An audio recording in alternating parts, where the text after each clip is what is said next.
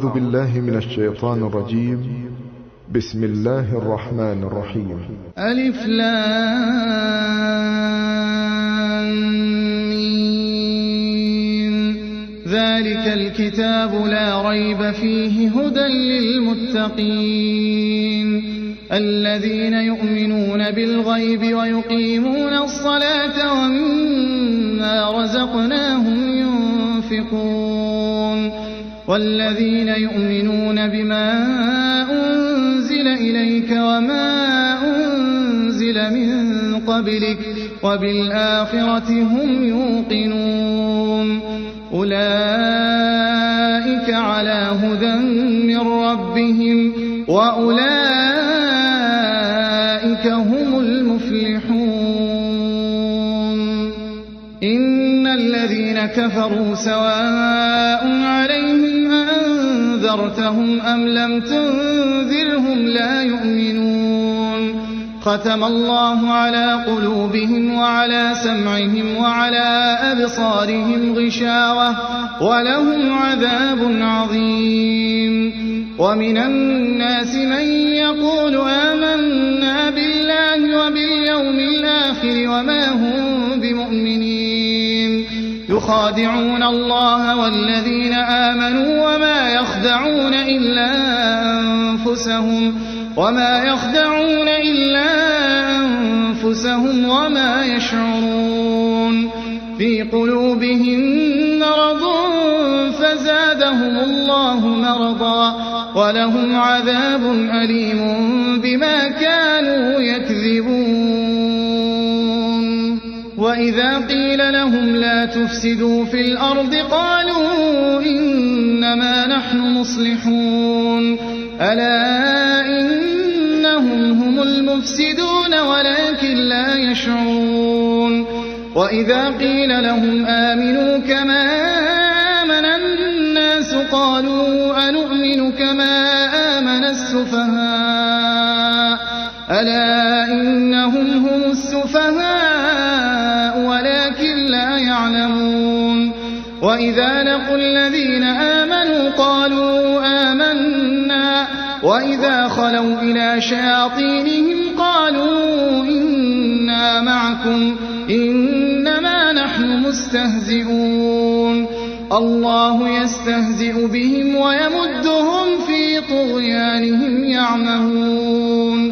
أولئك الذين اشتروا الضلالة بالهدى فما ربحت تجارتهم وما كانوا مهتدين. مثلهم كمثل الذي استوقد نارا فلما أضاءت ما حوله ذهب الله بنورهم وتركهم في ظلمات لا يبصرون. صم بكم عمي فهم لا يرجعون. أو كصيب من السماء فيه ظلمات ورعد وبرق يجعلون أصابعهم في آذانهم من الصواعق حذر الموت والله محيط بالكافرين. يكاد البرق يخطف أبصارهم كلما أضاء لهم مشوا فيه وإذا أظلم عليهم قاموا ولو شاء الله لذهب بسمعهم وأبصارهم إن الله على كل شيء قدير. يا أيها الناس اعبدوا ربكم الذي خلقكم والذين من قبلكم لعلكم تتقون. الذي جعل لكم الأرض فراشا والسماء بناء وأنزل من السماء ماء فأخرج به من الثمرات رزقا لكم فلا تجعلوا لله أندادا وأنتم تعلمون. وإن كنتم في ريب مما نزلنا على عبدنا فأتوا بسورة من مثله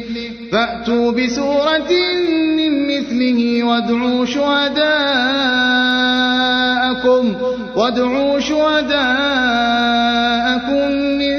دون الله إن كنتم صادقين فإن لم تفعلوا ولن تفعلوا فاتقوا النار التي وقودها الناس والحجارة أعدت للكافرين وبشر الذين آمنوا وعملوا الصالحات أن لهم جنات تجري من تحتها الأنهار كلما رزقوا منها من ثمرة رزقا قالوا هذا الذي رزقنا من قبل وأتوا به متشابها ولهم فيها أزواج مطهرة وهم فيها خالدون إن الله لا يستحيي أن يضرب مثلا ما بعوضة فما فوقها فأما الذين آمنوا فيعلمون أنه الحق من ربهم وأما الذين كفروا فيقولون ماذا أراد الله بهذا مثلا يضل به كثيرا ويهدي به كثيرا وما يضل به إلا الفاسقين الذين ينقضون عهد الله من بعد ميثاقه ويقطعون ما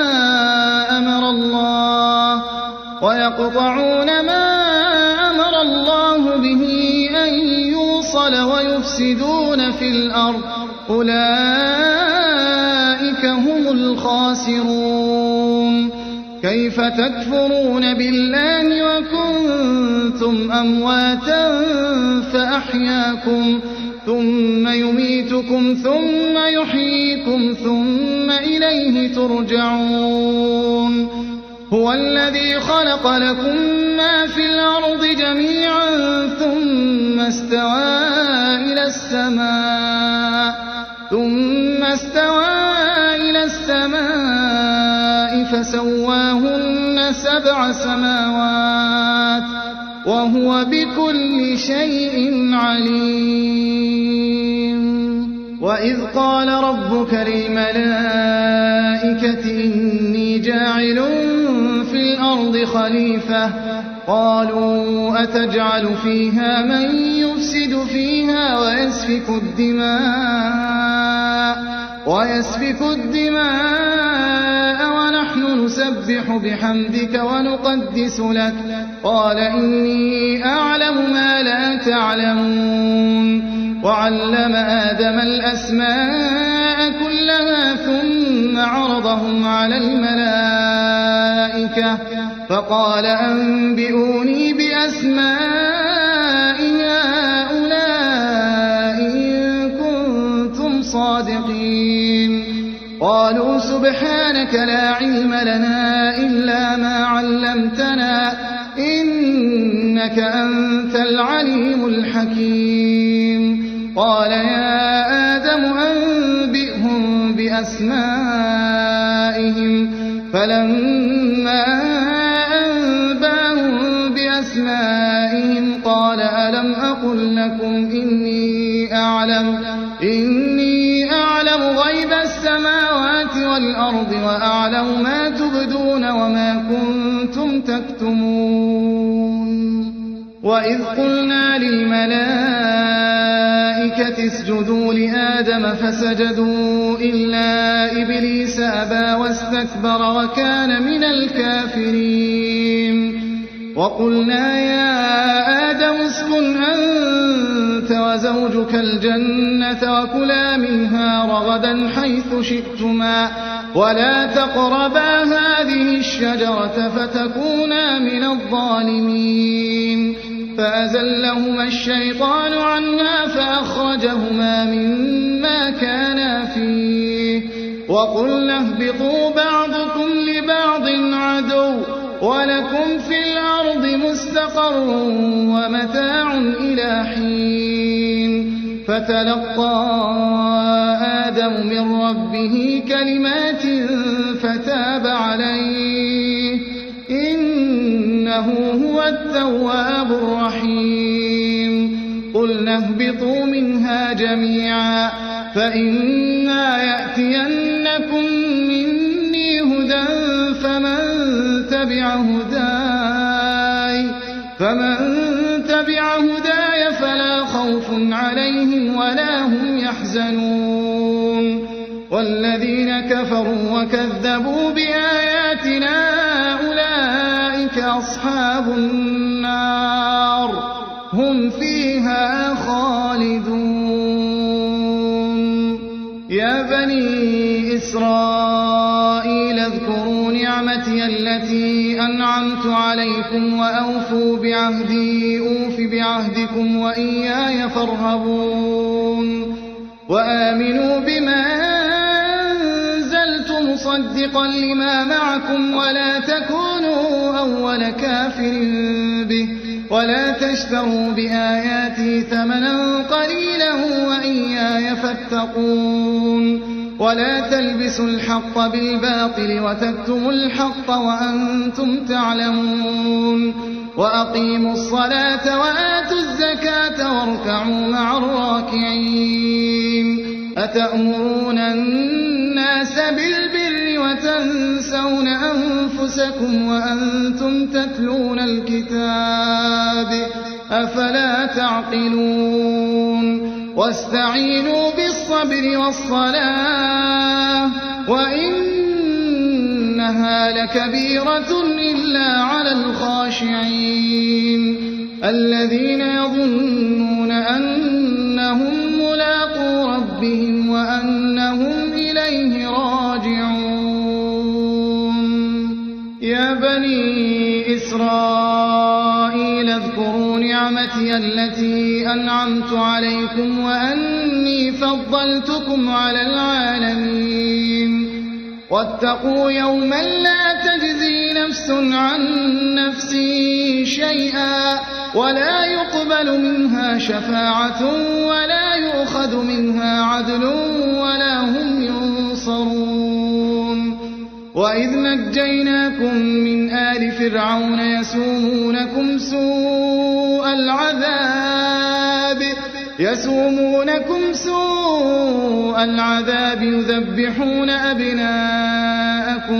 يذبحون أبناءكم ويستحيون نساءكم وفي ذلكم بلاء من ربكم عظيم وإذ فرقنا بكم البحر فأنجيناكم وأغرقنا آل فرعون وأنتم تنظرون وإذ واعدنا موسى 40 ليلة ثم اتخذتم العجل من بعده وأنتم ظالمون ثم عفونا عنكم من بعد ذلك لعلكم تشكرون وإذ آتينا موسى الكتاب والفرقان لعلكم تهتدون وإذ قال موسى لقومه يا قوم إنكم ظلمتم أنفسكم باتخاذكم العجل فتوبوا إلى باريكم فاقتلوا أنفسكم ذلكم خير لكم عند باريكم فتاب عليكم إنه هو التواب الرحيم وإذ قلتم يا موسى لن نؤمن لك حتى نرى الله جهرة فأخذتكم الصاعقة وأنتم تنظرون ثم بعثناكم من بعد موتكم لعلكم تشكرون وظللنا عليكم الغمام وأنزلنا عليكم المن والسلوى كلوا من طيبات ما رزقناكم وما ظلمونا ولكن كانوا أنفسهم أنفسهم يظلمون وإذ قلنا ادخلوا هذه القرية فكلوا منها حيث شئتم رغدا وادخلوا الباب سجدا وقولوا حطة نغفر لكم خطاياكم وسنزيد المحسنين فبدل الذين ظلموا قولا غير الذي قيل لهم فأنزلنا على الذين ظلموا رجزا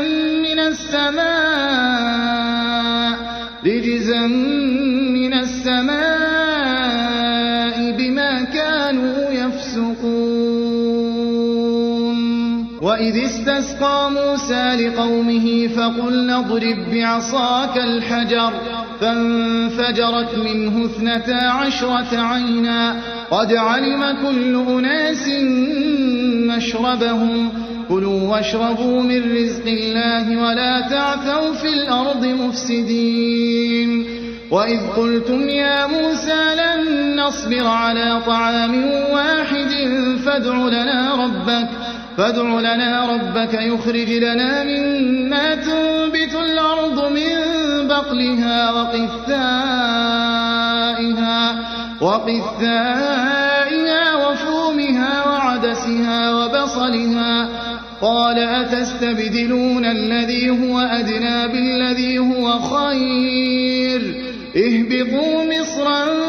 فإن لكم ما سألتم وضربت عليهم الذلة والمسكنة وباءوا بغضب من الله ذلك بأنهم كانوا يكفرون بآيات الله ويقتلون النبيين بغير الحق ذلك بما عصوا وكانوا يعتدون إن الذين آمنوا والذين هادوا والنصارى والصابئين من آمن بالله واليوم الآخر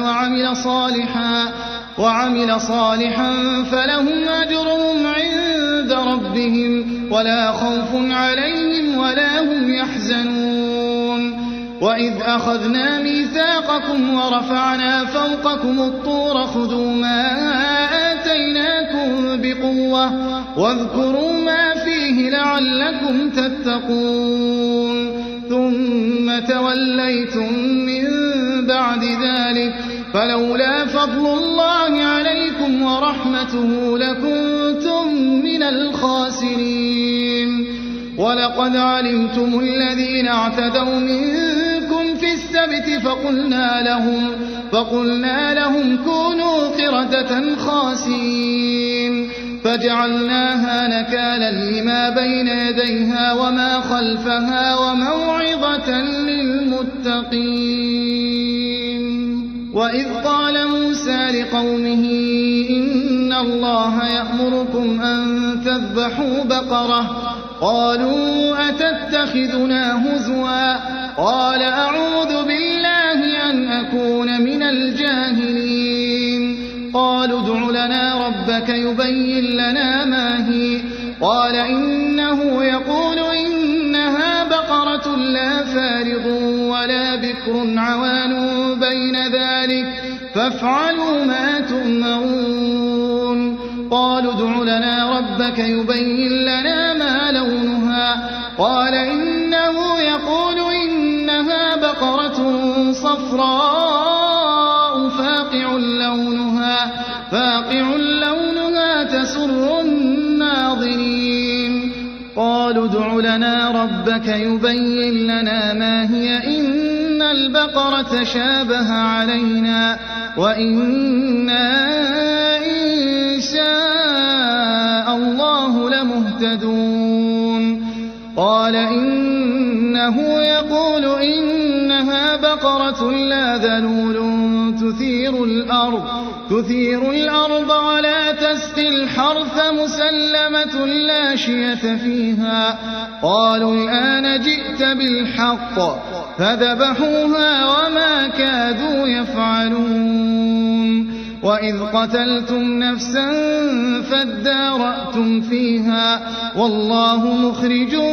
ما كنتم تكتمون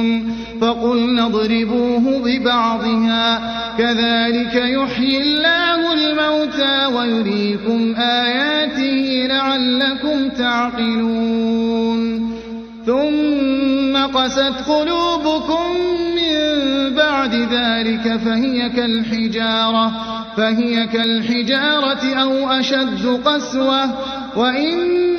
من الحجارة لما يتفجر منه الأنهار وإن منها لما يشقق فيخرج منه الماء وإن منها لما يهبط من خشية الله وما الله بغافل عما تعملون أفتطمعون أن يؤمنوا لكم وقد كان فريق منهم يسمعون كلام الله ثم يحرفونه من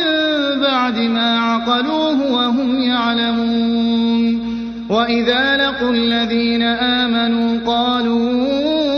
آمنا وإذا خلا بعضهم إلى بعض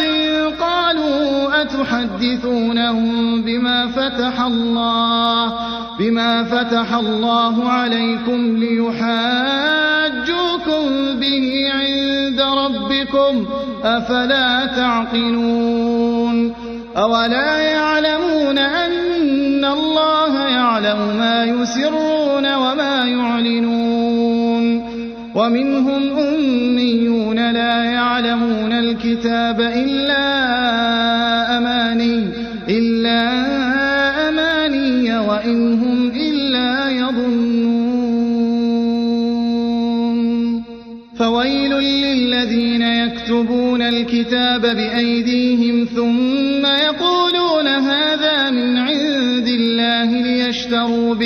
ليشتروا به ثمنا قليلا فويل لهم مما كتبت أيديهم وويل لهم مما يكسبون وقالوا لن تمسنا النار إلا أياما معدودة قل أتخذتم عند الله عهدا فلن يخلف الله عهده أم تقولون على الله ما لا تعلمون بلى من كسب سيئة وأحاطت به خطيئته فأولئك أصحاب النار هم فيها خالدون والذين آمنوا وعملوا الصالحات أولئك أصحاب الجنة هم فيها خالدون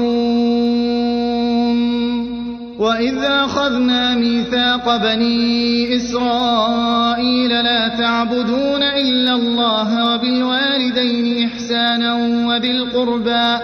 وذي القربى واليتامى والمساكين وقولوا للناس حسنا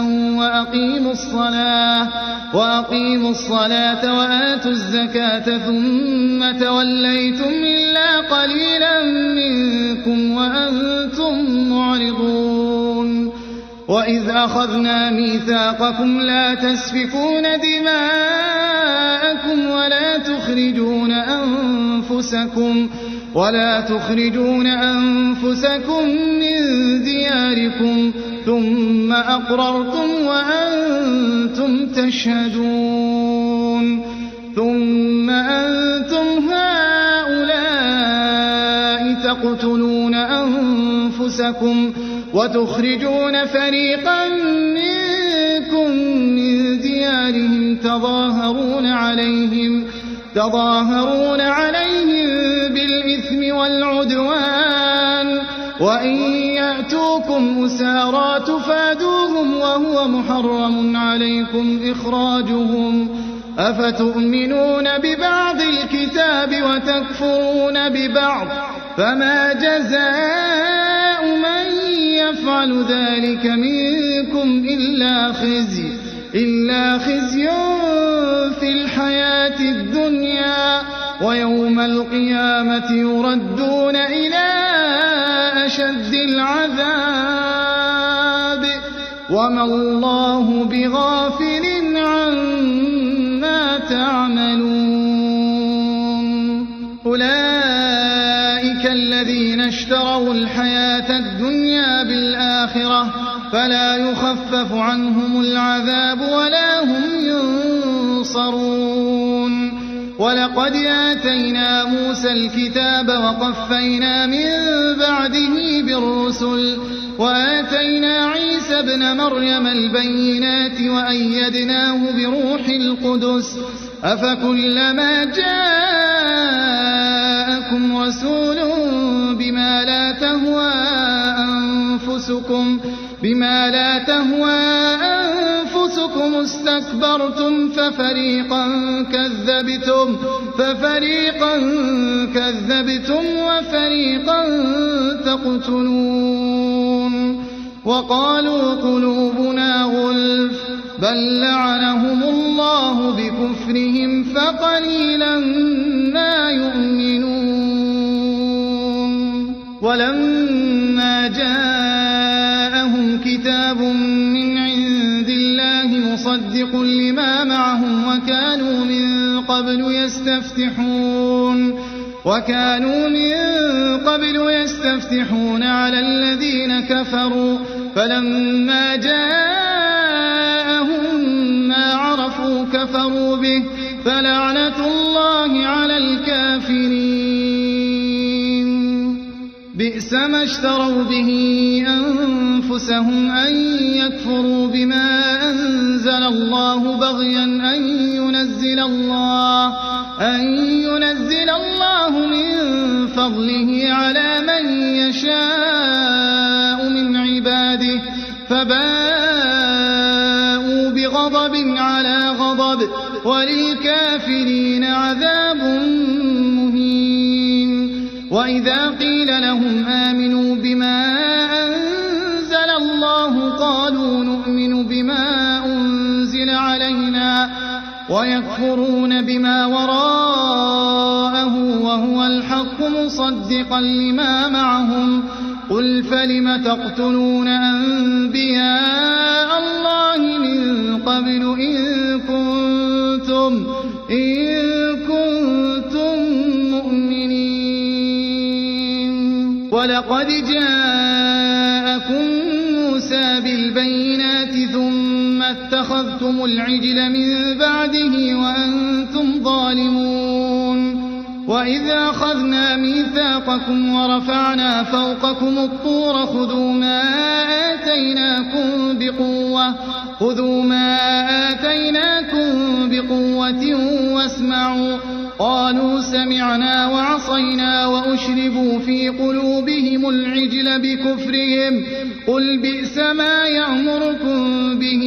إيمانكم إن كنتم مؤمنين قل إن كانت لكم الدار الآخرة عند الله خالصة من دون الناس فتمنوا الموت إن كنتم صادقين ولن يتمنوه أبدا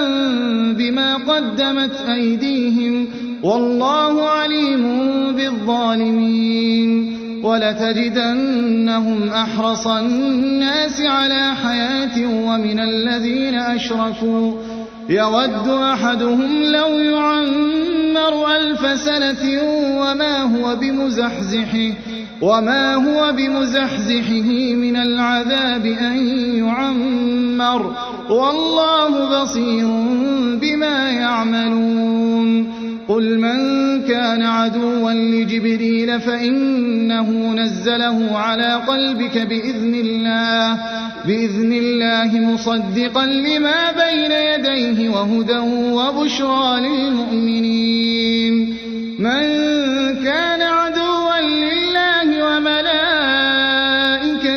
ورسله وجبريل وميكال فإن الله عدو للكافرين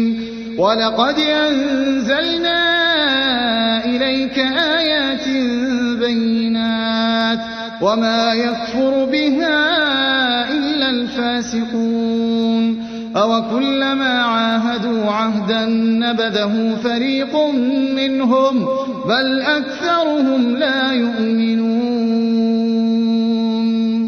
ولما جاءهم رسول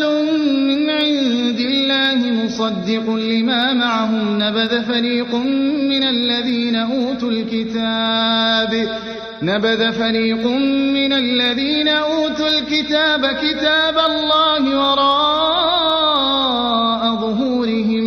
وراء ظهورهم كأنهم لا يعلمون واتبعوا ما تتلو الشياطين على ملك سليمان وما كفر سليمان ولكن الشياطين كفروا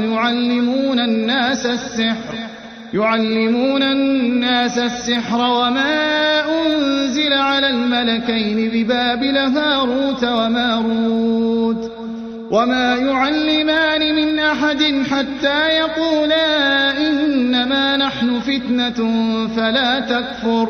فيتعلمون منهما ما يفرقون به بين المرء وزوجه وما هم بضارين به من أحد إلا بإذن الله ويتعلمون ما يضرهم ولا ينفعهم ولقد علموا لمن اشتراه ما له في الآخرة من خلاق ولبئس ما شروا به أنفسهم لو كانوا يعلمون ولو أنهم آمنوا واتقوا لمثوبة من عند الله خير لو كانوا يعلمون يا أيها الذين آمنوا لا تقولوا راعنا وقولوا انظرنا واسمعوا وللكافرين عذاب أليم ما يود الذين كفروا من أهل الكتاب ولا المشركين أن ينزل عليكم من خير من ربكم والله يختص برحمته من يشاء والله ذو الفضل العظيم ما ننسخ من آية أو ننسها نأت بخير منها أو مثلها ألم تعلم أن الله على كل شيء قدير ألم تعلم أن الله له ملك السماوات والأرض وما لكم من دون الله من ولي ولا نصير أم تريدون أن تسألوا رسولكم كما سئل موسى من قبل ومن يتبدل الكفر بالإيمان فقد ضل سواء السبيل ود كثير من أهل الكتاب لو يردونكم من بعد إيمانكم كفارا حسدا من عند أنفسهم من بعد ما تبين لهم الحق فاعفوا واصفحوا حتى يأتي الله بأمره إن الله على كل شيء قدير وأقيموا الصلاة وآتوا الزكاة وما تقدموا لأنفسكم من خير تجدوه عند الله إن الله بما تعملون بصير وقالوا لن يدخل الجنة إلا من كان هودا أو نصارى تلك أمانيهم قل هاتوا برهانكم إن كنتم صادقين بلى من أسلم وجهه لله وهو محسن فله أجره عند ربه ولا خوف عليهم ولا هم يحزنون وقالت اليهود ليست النصارى على شيء وقالت النصارى ليست اليهود وقالت النصارى ليست اليهود على شيء وهم يتلون الكتاب كذلك قال الذين لا يعلمون مثل قولهم فالله يحكم بينهم يوم القيامة فيما كانوا فيه يختلفون ومن أظلم ممن منع مساجد الله أن يذكر فيها اسمه وسعى في خرابها أولئك ما كان لهم أن يدخلوها إلا خائفين لهم في الدنيا خزي ولهم في الآخرة عذاب عظيم ولله المشرق والمغرب فأينما تولوا فثم وجه الله إن الله واسع عليم وقالوا اتخذ الله ولدا سبحانه بل له ما في السماوات والأرض كل له قانتون بديع السماوات والأرض وإذا قضى أمرا فإنما يقول له كن فيكون وقال الذين لا يعلمون لولا يكلمنا الله أو تأتينا آية كذلك قال الذين من قبلهم مثل قولهم تشابهت قلوبهم قد بينا الآيات لقوم يوقنون إنا أرسلناك بالحق بشيرا ونذيرا ولا تسأل عن أصحاب الجحيم ولن ترضى عنك اليهود ولا النصارى حتى تتبع ملتهم قل إن هدى الله هو الهدى ولئن اتبعت أهواءهم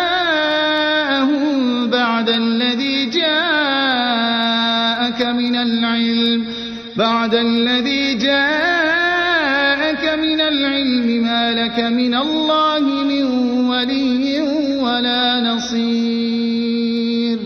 الذين آتيناهم الكتاب يتلونه حق تلاوته أولئك يؤمنون به ومن يكفر به فأولئك هم الخاسرون يا بني إسرائيل اذكروا نعمتي التي أنعمت عليكم وأني فضلتكم على العالمين واتقوا يوما لا تجزي نفس عن نفس شيئا ولا يقبل منها عدل ولا تنفعها شفاعة ولا هم ينصرون وإذ ابتلى إبراهيم ربه بكلمات فأتمهم قال إني جاعلك للناس إماما قال ومن ذريتي قال لا ينال عهد الظالمين وإذ جعلنا البيت مثابة للناس وأمنا واتخذوا من مقام إبراهيم مصلى وعهدنا إلى إبراهيم وإسماعيل أن طهرا بيتي للطائفين والعاكفين والركع السجود وإذ قال إبراهيم رب اجعل هذا بلدا آمنا وارزق أهله من الثمرات من آمن منهم بالله واليوم الآخر قال ومن كفر فأمتعه قليلا ثم أضطره إلى عذاب النار وبئس المصير وإذ يرفع إبراهيم القواعد من البيت وإسماعيل ربنا تقبل منا إنك أنت السميع العليم ربنا واجعلنا مسلمين لك ومن ذريتنا أمة مسلمة لك وأرنا مناسكنا وتب علينا إنك أنت التواب الرحيم ربنا وابعث فيهم رسولا منهم يتلو عليهم آياتك ويعلمهم الكتاب والحكمة ويزكيهم إنك أنت العزيز الحكيم ومن يرغب عن ملة إبراهيم إلا من سفه نفسه ولقد اصطفيناه في الدنيا وإنه في الآخرة لمن الصالحين إذ قال له ربه أسلم قال أسلمت لرب العالمين ووصى بها إبراهيم بنيه ويعقوب يا بني إن الله اصطفى لكم الدين فلا تموتن إلا وأنتم مسلمون أم كنتم شهداء إذ حضر يعقوب الموت إذ قال لبنيه ما تعبدون من بعدي قالوا نعبد إلهك وإله آبائك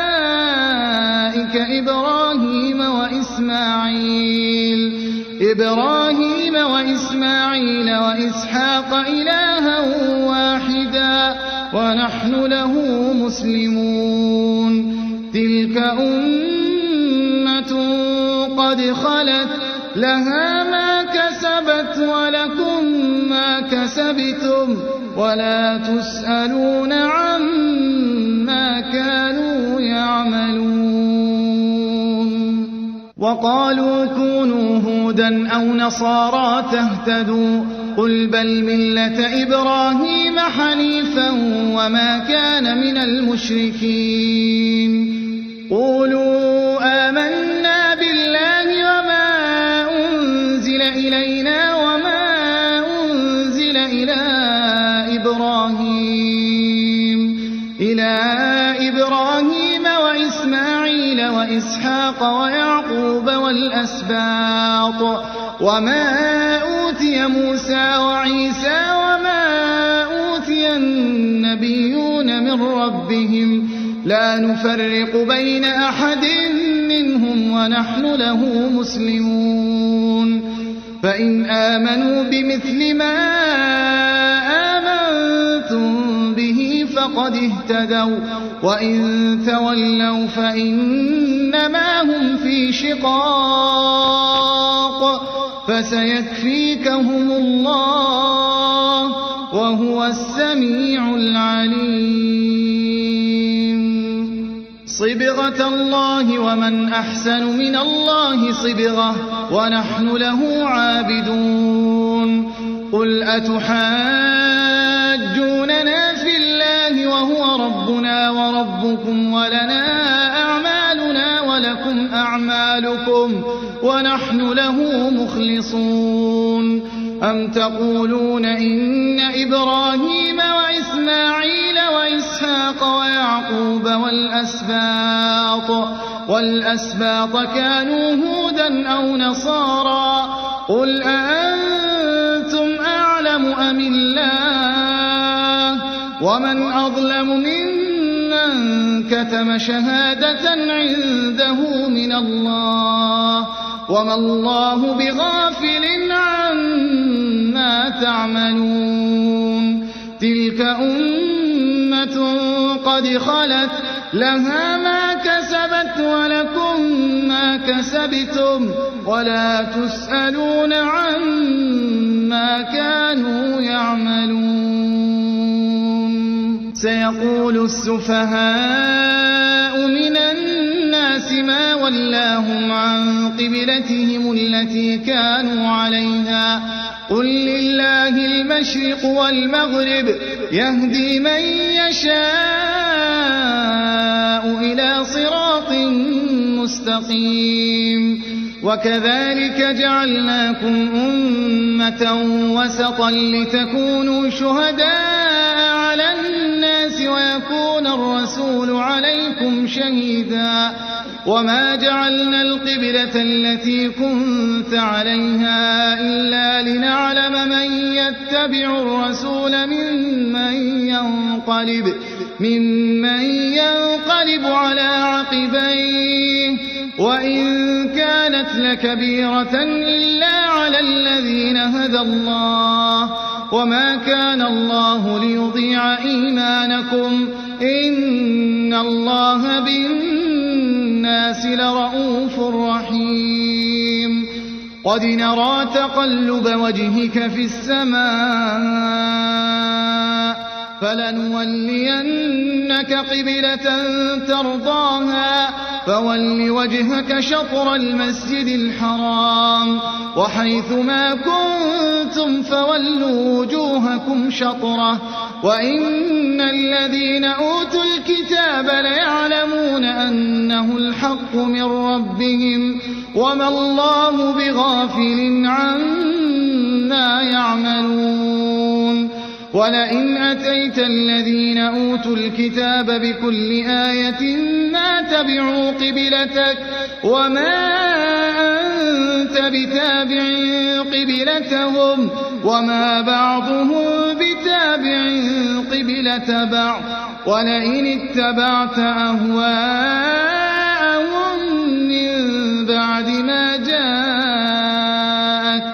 من بعد ما جاءك من العلم إنك إذا لمن الظالمين الذين آتيناهم الكتاب يعرفونه كما يعرفون أبناءهم وإن فريقا منهم ليكتمون الحق وهم يعلمون الحق من ربك فلا تكونن من الممترين ولكل وجهة هو موليها فاستبقوا الخيرات أينما تكونوا يأت بكم الله جميعا إن الله على كل شيء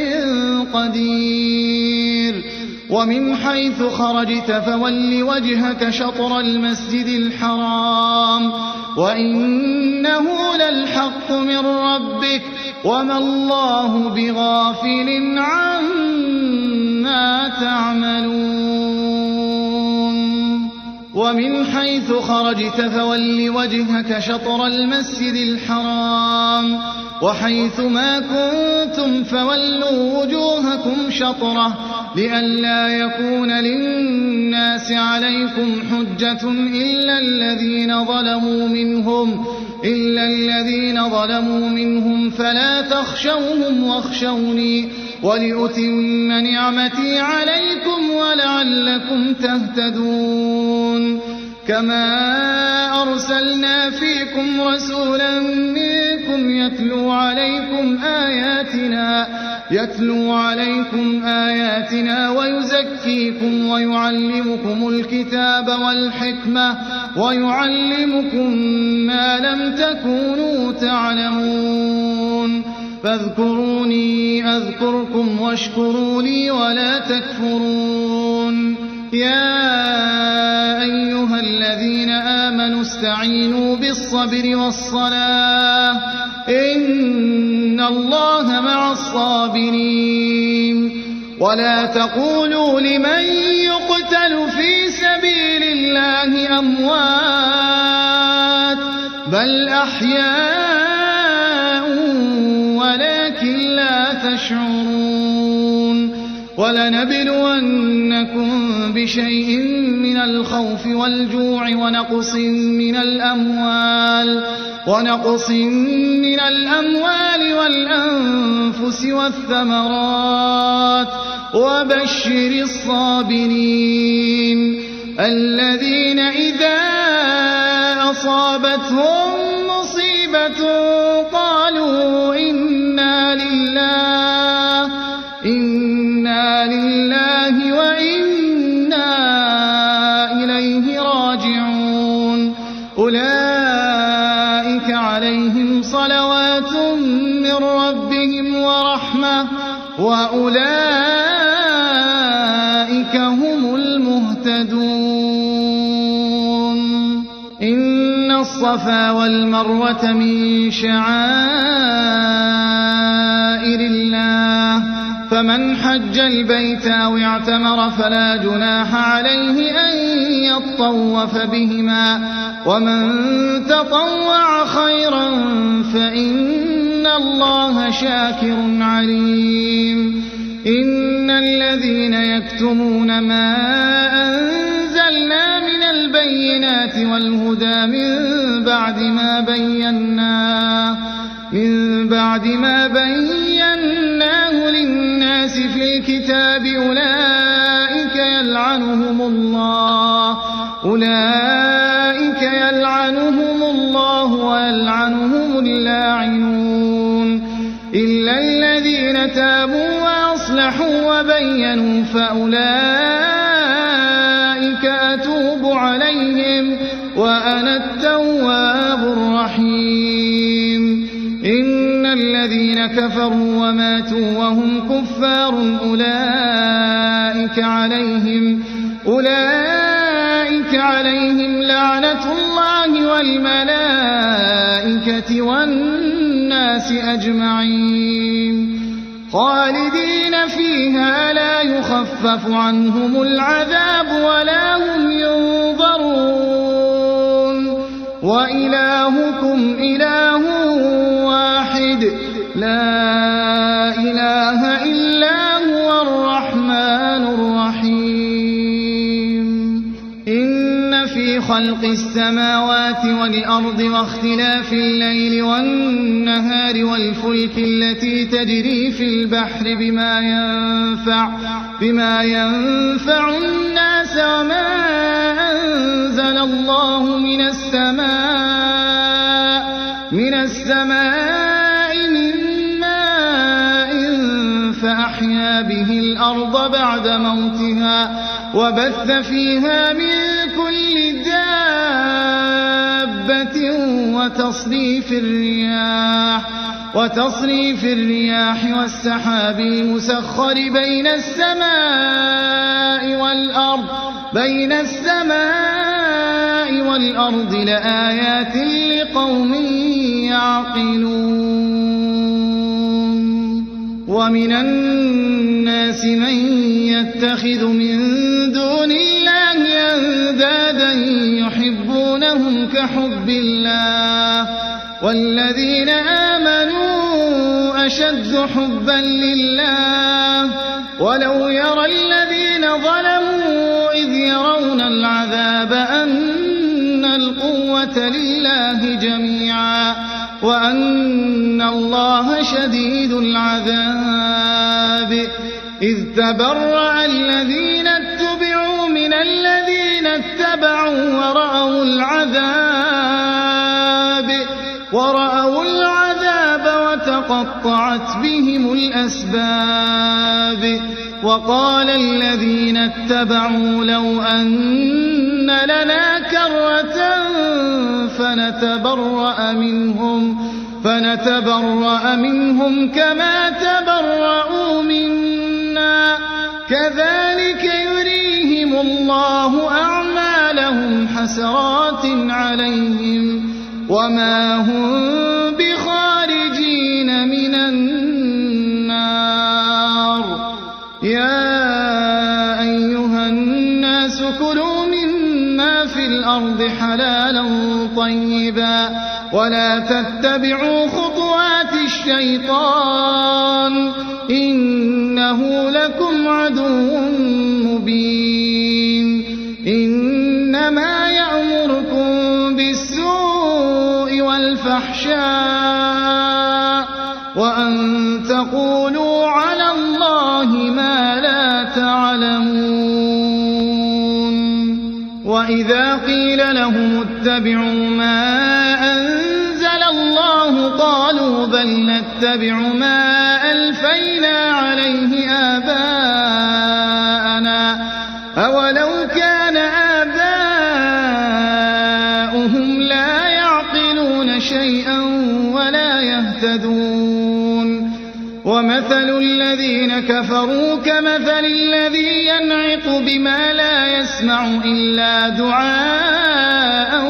ونداء صم بكم عمي فهم لا يعقلون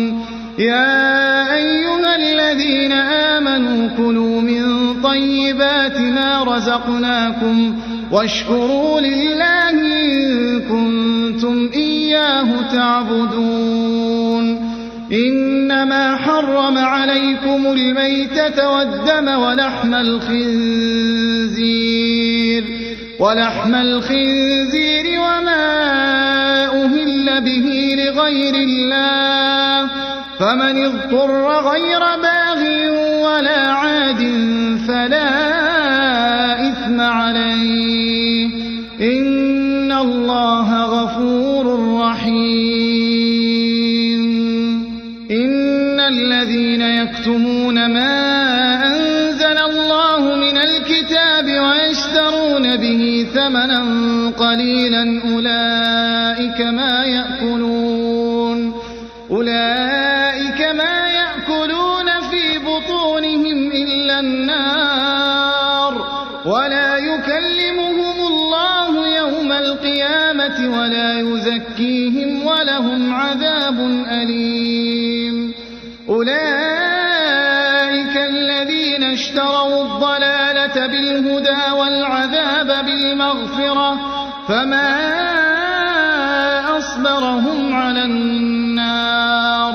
ذلك بأن الله نزل الكتاب بالحق وإن الذين اختلفوا في الكتاب لفي شقاق بعيد ليس البر أن تولوا وجوهكم قبل المشرق والمغرب ولكن البر من آمن بالله واليوم الآخر والملائكة والكتاب والنبيين وآتى المال على حبه ذوي القربى واليتامى والمساكين وابن السبيل والسائلين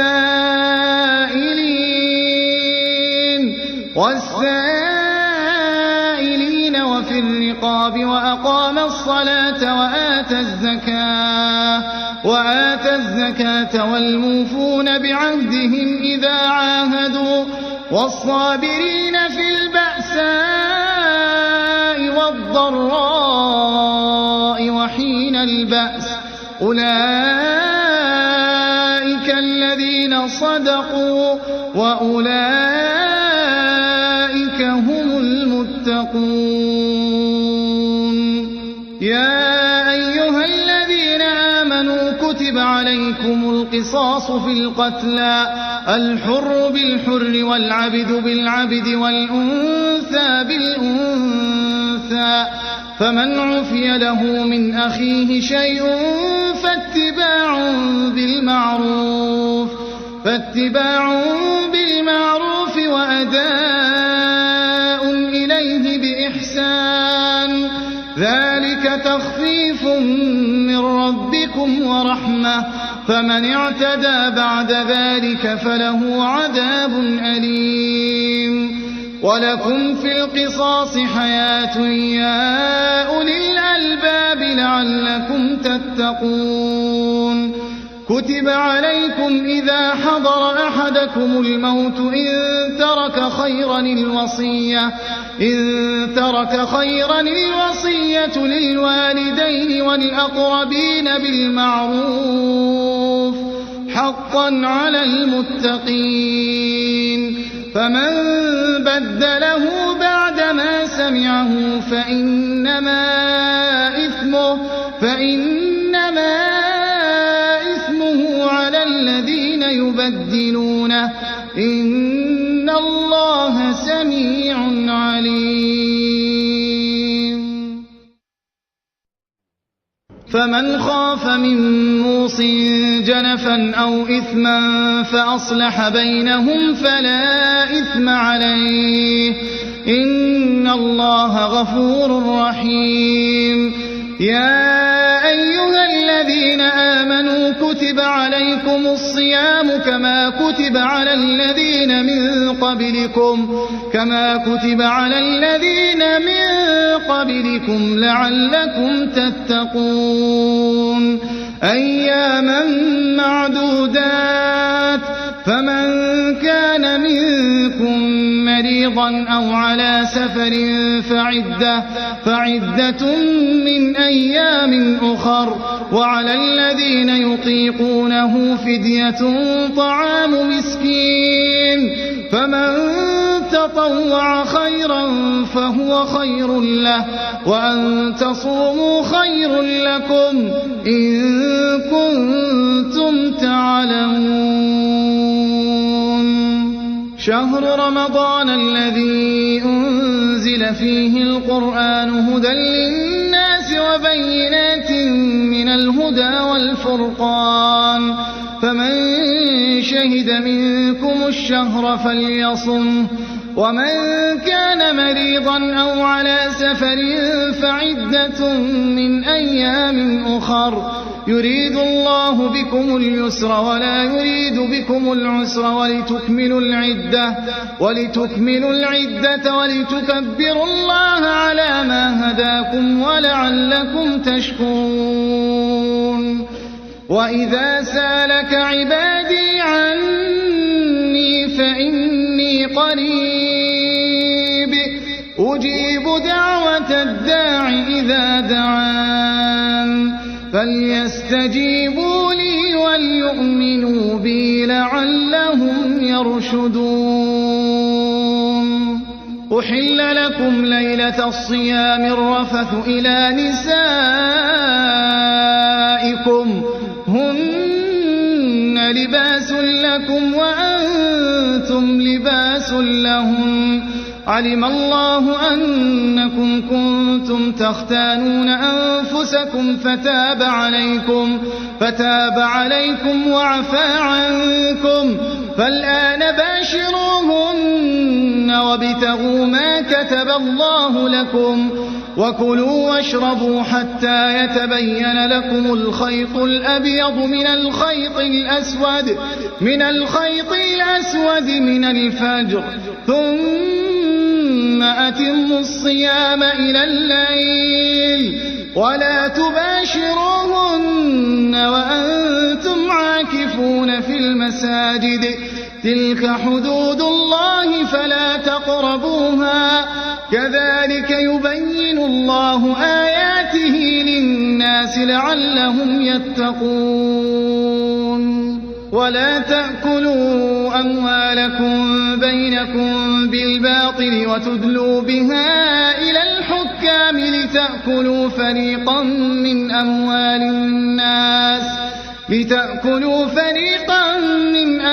الناس بالإثم وأنتم تعلمون. يسألونك عن الأهلة قل هي مواقيت للناس والحج وليس البر بأن تأتوا البيوت من ظهورها ولكن البر من اتقى وأتوا البيوت من أبوابها واتقوا الله لعلكم تفلحون. وقاتلوا في سبيل الله الذين يقاتلونكم ولا تعتدوا إن الله لا يحب المعتدين. واقتلوهم حيث ثقفتموهم وأخرجوهم من حيث أخرجوكم والفتنة أشد من القتل ولا تقاتلوهم عند المسجد الحرام حتى يقاتلوكم فيه فإن قاتلوكم فاقتلوهم كذلك جزاء الكافرين. فإن انتهوا فإن الله غفور رحيم وقاتلوهم حتى لا تكون فتنة ويكون الدين لله فإن انتهوا فلا عدوان إلا على الظالمين الشهر الحرام بالشهر الحرام والحرمات قصاص فمن اعتدى عليكم فاعتدوا عليه بمثل ما اعتدى عليكم واتقوا الله واعلموا أن الله مع المتقين وأنفقوا في سبيل الله ولا تلقوا بأيديكم إلى التهلكة وأحسنوا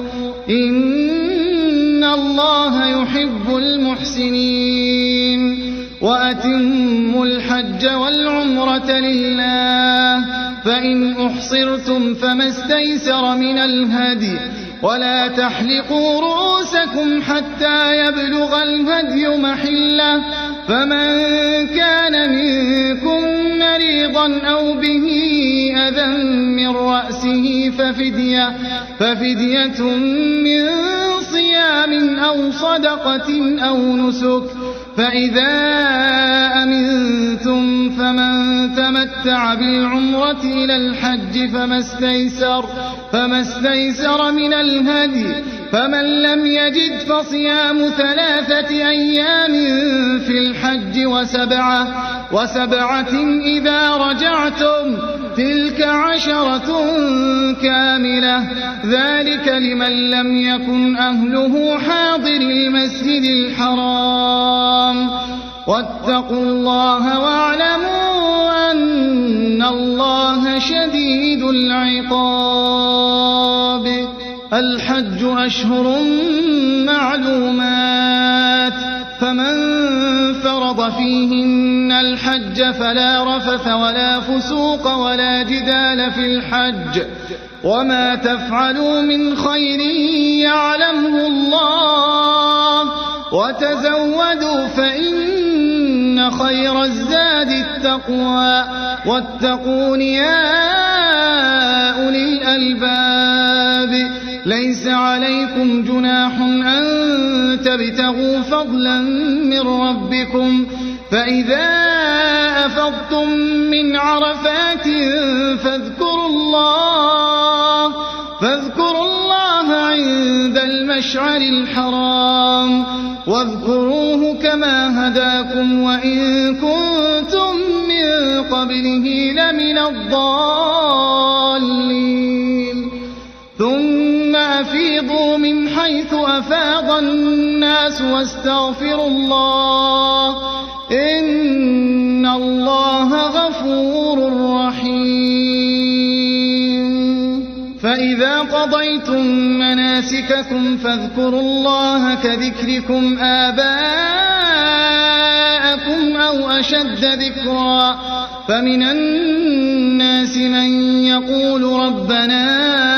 آتنا في الدنيا وما له في الآخرة من خلاق ومنهم من يقول ربنا آتنا في الدنيا حسنة وفي الآخرة حسنة وقنا عذاب النار أولئك لهم نصيب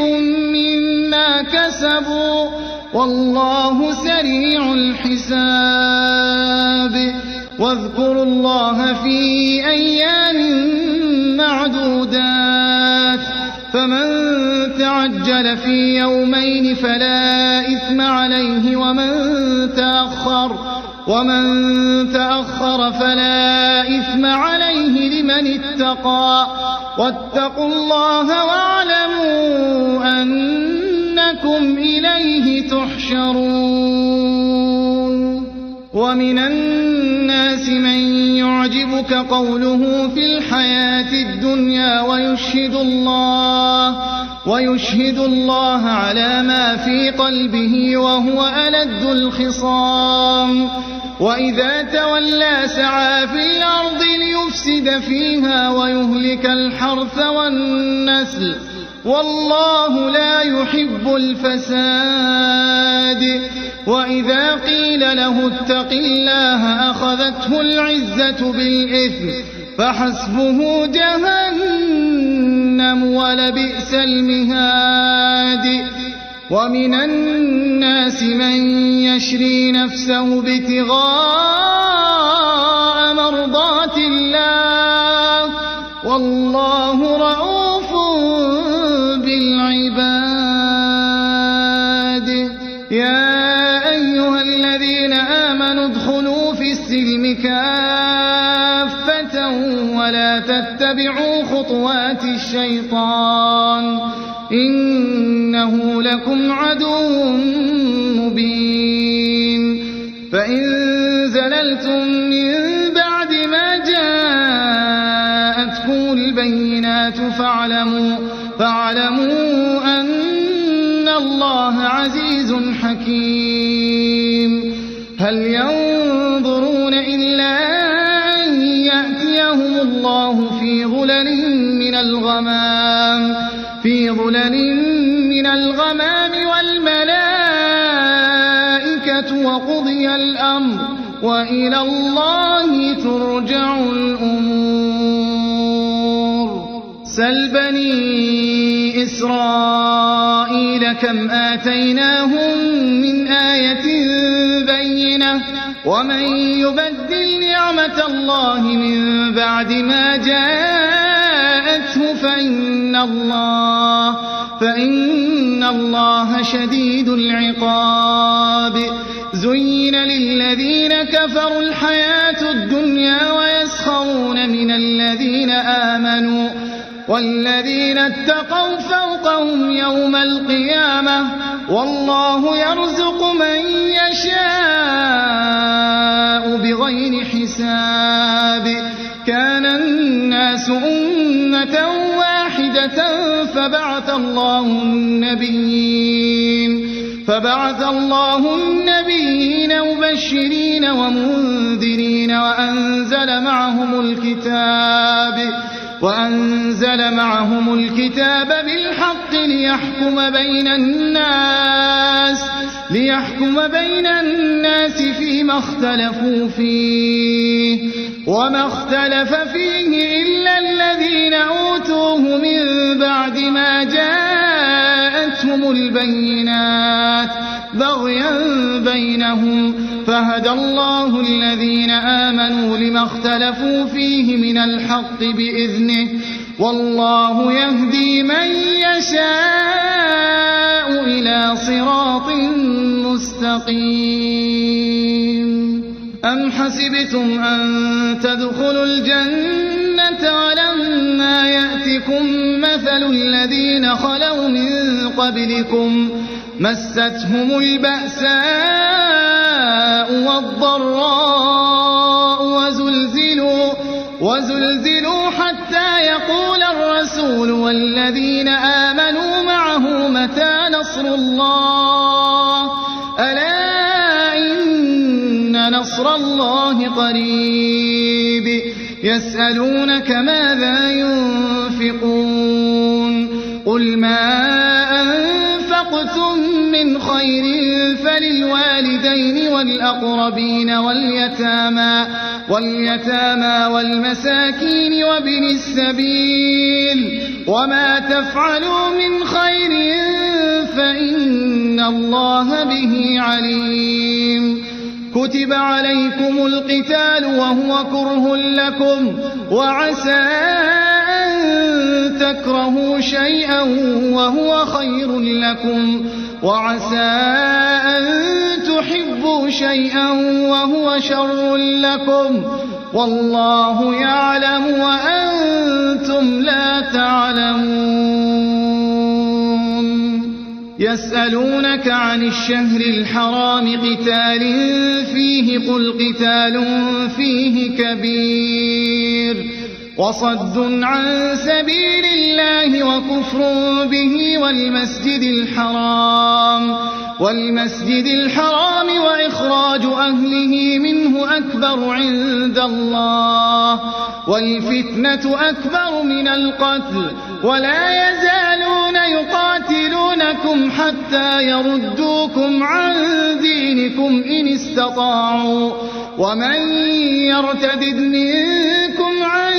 دينه فيمت وهو كافر فأولئك حبطت أعمالهم في الدنيا والآخرة وأولئك أصحاب النار هم فيها خالدون. إن الذين آمنوا والذين هاجروا وجاهدوا في سبيل الله أولئك يرجون رحمة الله والله غفور رحيم. يسألونك عن الخمر والميسر قل فيهما إثم كبير ومنافع للناس وإثمهما أكبر من نفعهما ويسألونك ماذا ينفقون قل العفو كذلك يبين الله لكم الآيات لعلكم تتفكرون في الدنيا والآخرة. ويسألونك عن اليتامى قل إصلاح لهم خير وإن تخالطوهم فإخوانكم والله يعلم المفسد من المصلح ولو شاء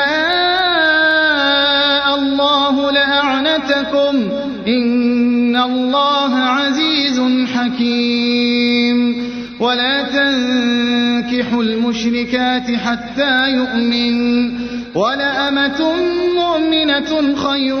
من مشركة ولو أعجبتكم ولا تنكحوا المشركين حتى يؤمنوا ولعبد مؤمن خير من مشرك ولو أعجبكم أولئك يدعون إلى النار والله يدعو إلى الجنة والمغفرة بإذنه ويبين آياته للناس لعلهم يتذكرون. ويسألونك عن المحيض قل هو أذى فاعتزلوا النساء في المحيض ولا تقربوهن حتى يطهرن فإذا تطهرن فأتوهن من حيث أمركم الله إن الله يحب التوابين ويحب المتطهرين. نساؤكم حرث لكم فأتوا حرثكم أنى شئتم وقدموا لأنفسكم واتقوا الله واعلموا أنكم ملاقوه وبشر المؤمنين. ولا تجعلوا الله عرضة لأيمانكم أن تبروا وتتقوا وتصلحوا بين الناس والله سميع عليم. لا يؤاخذكم الله باللغو في أيمانكم ولكن يؤاخذكم بما كسبت قلوبكم والله غفور حليم. للذين يؤلون من نسائهم تربص 4 أشهر فإن فاءوا فإن الله غفور رحيم. وإن عزموا الطلاق فإن الله سميع عليم. والمطلقات يتربصن بأنفسهن 3 قروء ولا يحل لهن أن يكتمن ما خلق الله في أرحامهن إن كن يؤمن بالله واليوم الآخر وبعولتهن أحق بردهن في ذلك إن أرادوا إصلاحا ولهن مثل الذي عليهن بالمعروف وللرجال عليهن درجة والله عزيز حكيم. الطلاق مرتان فإمساك بمعروف أو تسريح بإحسان ولا يحل لكم أن تأخذوا مما آتيتموهن شيئا إلا أن يخافا ألا يقيما حدود الله فإن خفتم ألا يقيما حدود الله فلا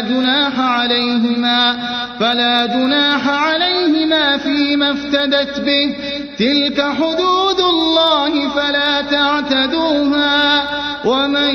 يتعد حدود الله فأولئك هم الظالمون. فإن طلقها فلا تحل له من بعد حتى تنكح زوجا غيره فإن طلقها فلا جناح عليهما أن يتراجعا إن ظنا أن يقيما حدود الله وتلك حدود الله يبينها لقوم يعلمون. وإذا طلقتم النساء فبلغن أجلهن فأمسكوهن بمعروف أو سرحوهن بمعروف ولا تمسكوهن ضرارا لتعتدوا ومن يفعل ذلك فقد ظلم نفسه ولا تتخذوا آيات الله هزوا واذكروا نعمة الله عليكم وما أنزل عليكم من الكتاب والحكمة يعظكم به واتقوا الله واعلموا أن الله بكل شيء عليم. وإذا طلقتم النساء فبلغن أجلهن فلا تعضلوهن أن ينكحن أزواجهن إذا تراضوا بينهم بالمعروف ذلك يوعظ به من كان منكم يؤمن بالله واليوم الآخر ذلكم أزكى لكم وأطهر والله يعلم وأنتم لا تعلمون. والوالدات يرضعن أولادهن حولين كاملين لمن أراد أن يتم الرضاعة وعلى المولود له رزقهن وكسوتهن بالمعروف لا تكلف نفس إلا وسعها لا تضار والدة بولدها ولا مولود له بولده وعلى الوارث مثل ذلك فإن أرادا فصالا عن تراض منهما وتشاور فلا جناح عليهما. وإن أردتم أن تسترضعوا أولادكم فلا جناح عليكم إذا سلمتم ما آتيتم بالمعروف واتقوا الله واعلموا أن الله بما تعملون بصير. والذين يتوفون منكم ويذرون أزواجا يتربصن بأنفسهن 4 أشهر و10 فإذا بلغن أجلهن فلا جناح عليكم فيما فعلن في أنفسهن بالمعروف والله بما تعملون خبير ولا جناح عليكم فيما عرضتم به من خطبة النساء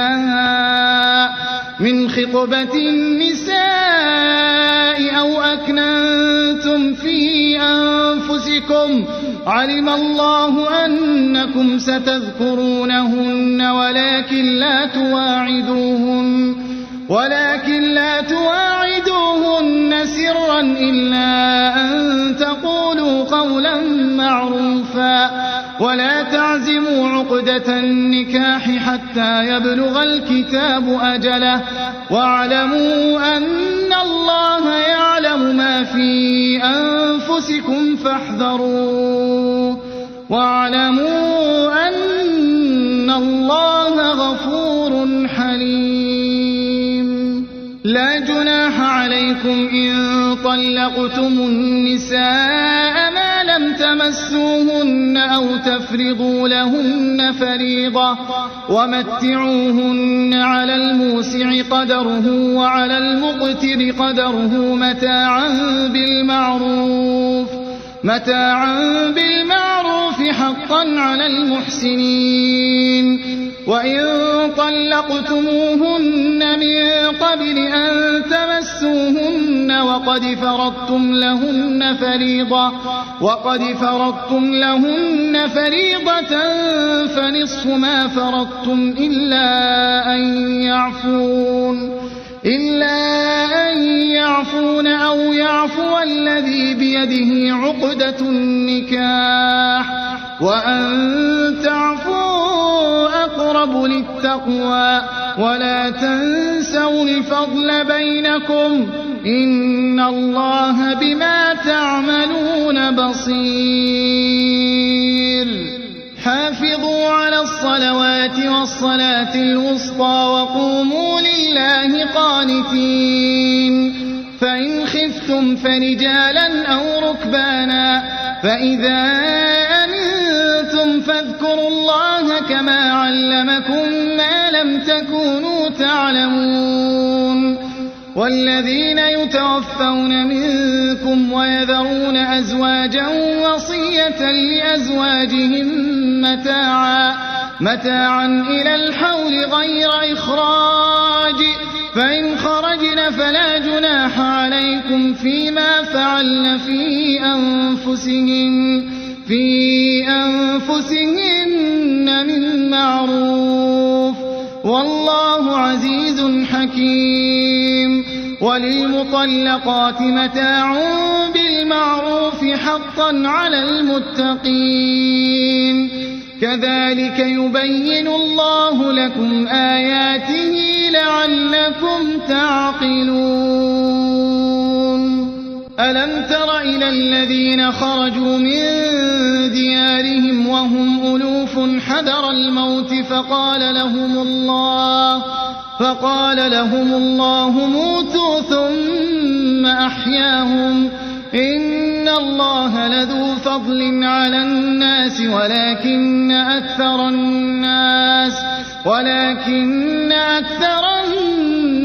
لا يشكرون وقاتلوا في سبيل الله واعلموا أن الله سميع عليم من ذا الذي يقرض الله قرضا حسنا فيضاعفه له أضعافا كثيرة والله يقبض ويبسط وإليه ترجعون ألم تر إلى الملأ من بني إسرائيل من بعد موسى إذ قالوا لنبي لهم ابعث لنا ملكا نقاتل في سبيل الله قال هل عسيتم إن كتب عليكم القتال ألا تقاتلوا قالوا وما لنا ألا نقاتل في سبيل الله وقد أخرجنا من ديارنا وأبنائنا فلما فلما كتب عليهم القتال تولوا إلا قليلا منهم والله عليم بالظالمين. وقال لهم نبيهم إن الله قد بعث لكم طالوت ملكا قالوا أنى يكون له الملك علينا ونحن أحق بالملك منه ولم يؤت سعة من المال قال إن الله اصطفاه عليكم وزاده بسطة في العلم والجسم والله يؤتي ملكه من يشاء والله واسع عليم. وقال لهم نبيهم إن آية ملكه أن يأتيكم التابوت فيه سكينة من ربكم وبقية مما ترك آل موسى وآل هارون تحمله الملائكة إن في ذلك لآية لكم إن كنتم مؤمنين. فلما فصل طالوت بالجنود قال إن الله مبتليكم بنهر فمن شرب منه فليس مني ومن لم يطعمه فإنه مني إلا من اغترف غرفة بيده فشربوا منه إلا قليلا منهم فلما جاوزه هو والذين آمنوا معه قالوا لا طاقة لنا اليوم بجالوت وجنوده قال الذين يظنون أنهم ملاقو الله كم من فئة قليلة غلبت فئة كثيرة بإذن الله والله مع الصابرين. ولما برزوا لجالوت وجنوده قالوا ربنا أفرغ علينا صبرا وثبت أقدامنا وانصرنا على القوم الكافرين. فهزموهم بإذن الله وقتل داود جالوت وآتاه الله الملك والحكمة وعلمه مما يشاء ولولا دفع الله الناس بعضهم ببعض لفسدت الأرض ولكن الله ذو فضل على العالمين. تلك آيات الله نتلوها عليك بالحق وإنك لمن المرسلين. تلك الرسل فضلنا بعضهم على بعض منهم من كلم الله ورفع بعضهم درجات وآتينا عيسى ابن مريم البينات وأيدناه بروح القدس ولو شاء الله ما اقتتل الذين من بعد ما جاءتهم البينات ولكن اختلفوا فمنهم من آمن ومنهم من كفر ولو شاء الله ما اقتتلوا ولكن الله يفعل ما يريد. يا أيها الذين آمنوا أنفقوا مما رزقناكم من قبل أن يأتي يوم لا بيع فيه ولا خلة ولا شفاعة والكافرون هم الظالمون. الله لا إله إلا هو الحي القيوم لا تأخذه سنة ولا نوم له ما في السماوات وما في الأرض من ذا الذي يشفع عنده إلا بإذنه يعلم ما بين أيديهم وما خلفهم ولا يحيطون بشيء من علمه إلا بما شاء وسع كرسيه السماوات والأرض ولا يؤوده حفظهما وهو العلي العظيم لا إكراه في الدين قد تبين الرشد من الغي فمن يكفر بالطاغوت ويؤمن بالله فقد استمسك بالعروة الوثقى لا انفصام لها والله سميع عليم الله ولي الذين آمنوا يخرجهم من الظلمات إلى النور والذين كفروا أولياؤهم الطاغوت يخرجونهم من النور إلى الظلمات أولئك أصحاب النار هم فيها خالدون ألم تر إلى الذي حاج إبراهيم في ربه أن آتاه الله الملك إذ قال إبراهيم ربي الذي يحيي ويميت قال أنا أحيي وأميت قال إبراهيم فإن الله يأتي بالشمس من المشرق فأت بها من المغرب فبهت الذي كفر والله لا يهدي القوم الظالمين أو كالذي مر على قرية وهي خاوية على عروشها قال أنى يحيي هذه الله بعد موتها فأماته الله 100 عام ثم بعثه قال كم لبثت قال لبثت يوما أو بعض يوم قال بل لبثت 100 عام فانظر إلى طعامك وشرابك لم يتسنه وانظر إلى حمارك ولنجعلك آية للناس وانظر إلى العظام كيف ننشزها ثم نكسوها لحما فلما تبين له قال أعلم أن الله على كل شيء قدير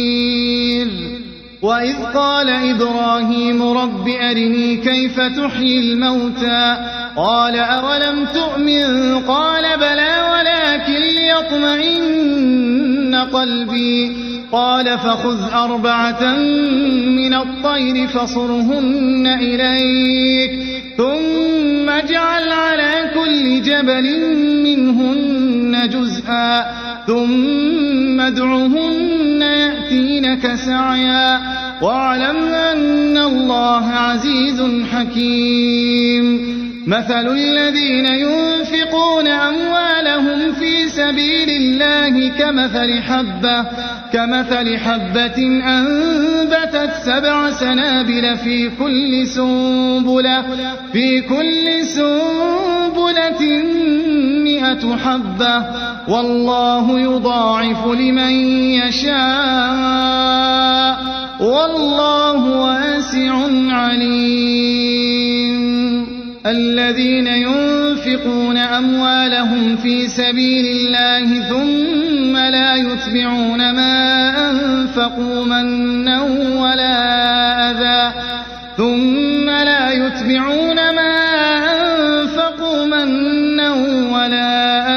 لهم أجرهم عند ربهم ولا خوف عليهم ولا هم يحزنون قول معروف ومغفرة خير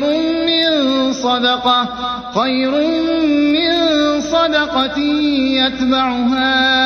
أذى والله غني حليم يا أيها الذين آمنوا لا تبطلوا صدقاتكم بالمن والأذى كالذي ينفق ماله رئاء الناس ولا يؤمن بالله واليوم الآخر فمثله كمثل صفوان عليه تراب فأصابه وابل فتركه صلدا لا يقدرون على شيء مما كسبوا والله لا يهدي القوم الكافرين ومثل الذين ينفقون أموالهم ابتغاء مرضات الله وتثبيتا من أنفسهم كمثل جنة بربوة أصابها وابل فآتت أكلها ضعفين فإن لم يصبها وابل فطل والله بما تعملون بصير أيود أحدكم أن تكون له جنة من نخيل وأعناب تجري من تحتها الأنهار له فيها من كل الثمرات وأصابه الكبر وله ذرية ضعفاء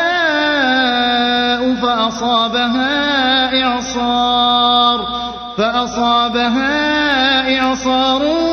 فيه نار فاحترقت كذلك يبين الله لكم الآيات لعلكم تتفكرون يا أيها الذين آمنوا أنفقوا من طيبات ما كسبتم ومما أخرجنا لكم من الأرض ولا تيمموا الخبيث منه تنفقون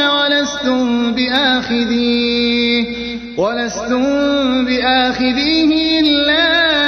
أن تغمضوا فيه واعلموا أن الله غني حميد الشيطان يعدكم الفقر ويأمركم بالفحشاء والله يعدكم مغفرة منه وفضلا والله واسع عليم يؤتي الحكمة من يشاء ومن يؤت الحكمة فقد أوتي خيرا كثيرا وما يذكر إلا أولو الألباب وما أنفقتم من نفقة أو نذرتم من نذر فإن الله يعلمه وما للظالمين من أنصار إن تبدوا الصدقات فنعما هي وإن تخفوها وتؤتوها الفقراء فهو خير لكم ويكفر عنكم من سيئاتكم والله بما تعملون خبير ليس عليك هداهم ولكن الله يهدي من يشاء وما تنفقوا من خير فلأنفسكم وما تنفقون إلا ابتغاء وجه الله وما تنفقوا من خير يوفى إليكم وأنتم لا تظلمون للفقراء الذين أحصروا في سبيل الله لا يستطيعون ضربا في الأرض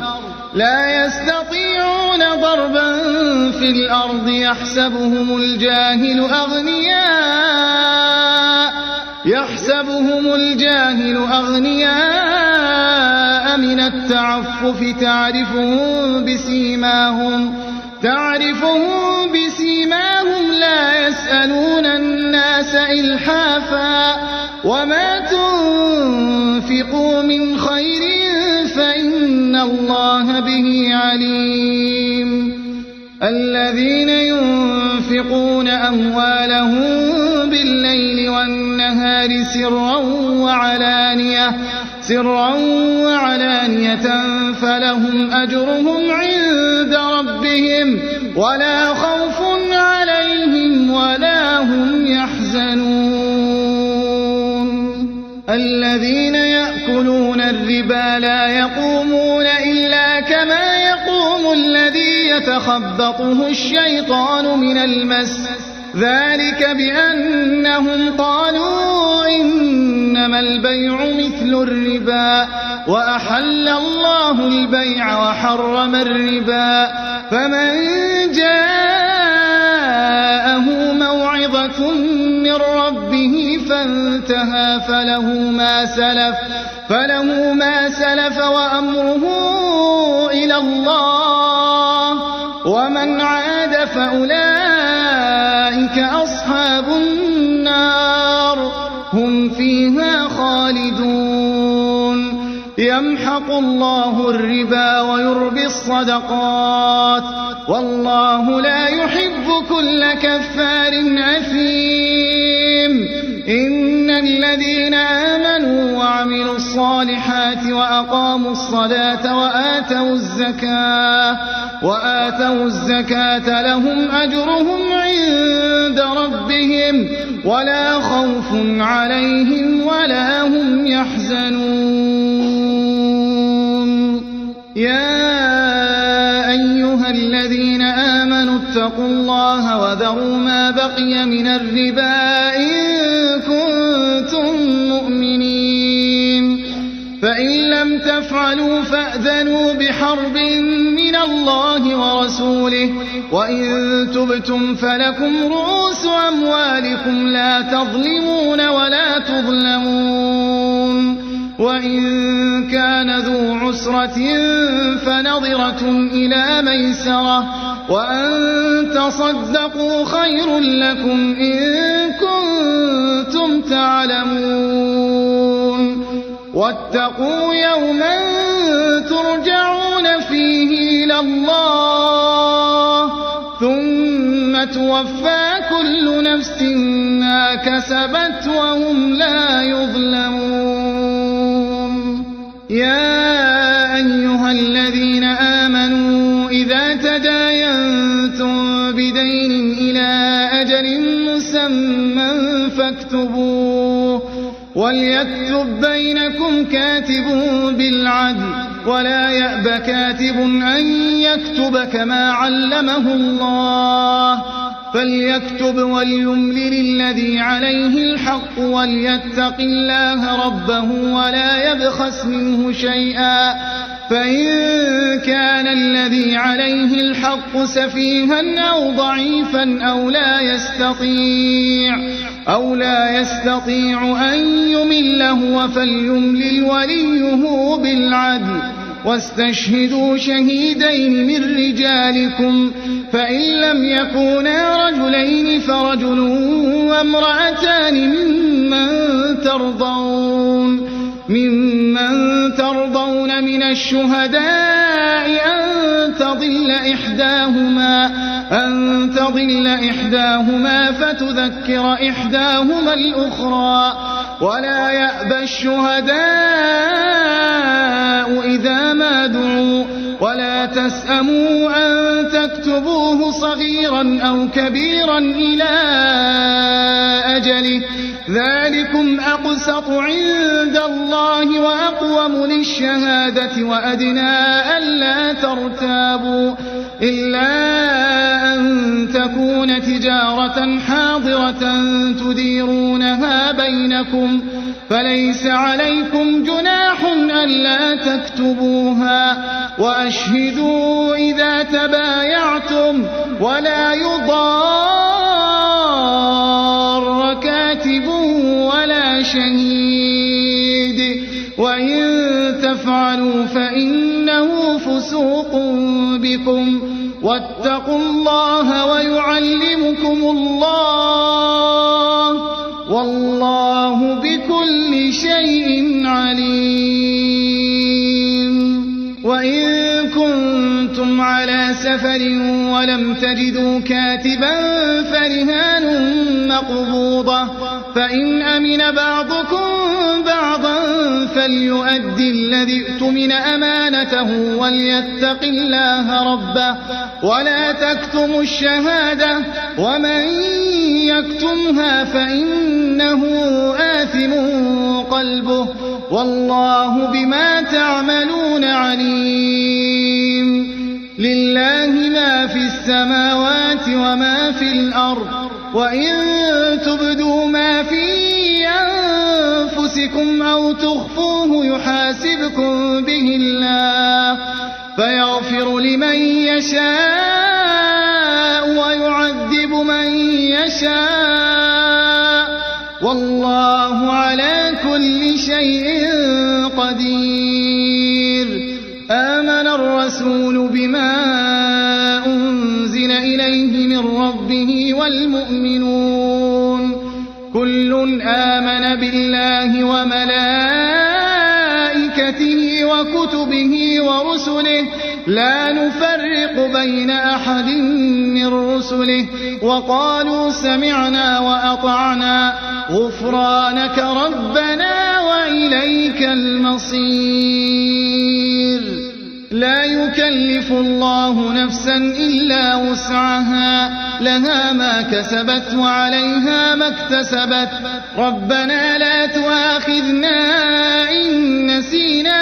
أو أخطأنا ربنا ولا تحمل علينا إصرا كما حملته على الذين من قبلنا ربنا ولا تحملنا ما لا طاقة لنا به واعف عنا واغفر لنا وارحمنا